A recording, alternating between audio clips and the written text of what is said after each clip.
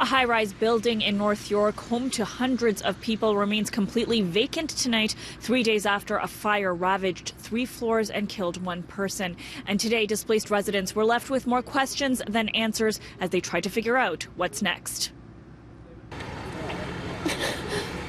Tears and frustration outside 235 Gosford Boulevard.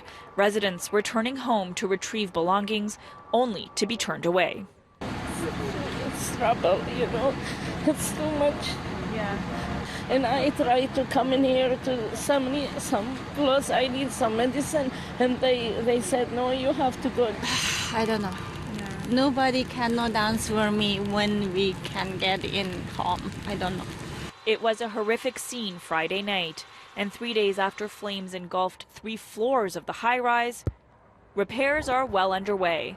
A multitude of contractors on scene working around the clock, but the damage still quite visibly extensive, which has people asking, where do we go from here? About 100 residents spent the night at York University, set up as a temporary shelter, an open gymnasium with cots, blankets, and food. One thing I say, you can feel comfortable at home, and sometimes people doesn't understand that. They think but this is emergency. Emergency is emergency. Today we asked the Office of the Fire Marshal the most pressing question on residents' minds. How long do you think it'll be, in your estimate, before people can return to this building? I can't even provide you with an estimate. Well, they're working as hard as they can to get everything done, but it's time consuming. Based on what you've seen in the unit of origin, is there any indication of what may have started this fire?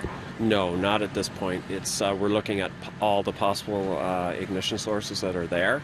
We also learned today smoke inhalation was the cause of death for the 1 victim, who was located on the 8th floor in the unit where the fire originated. You see it on TV, but you never feel like it's going to happen so close to you. Of course, yeah. It is.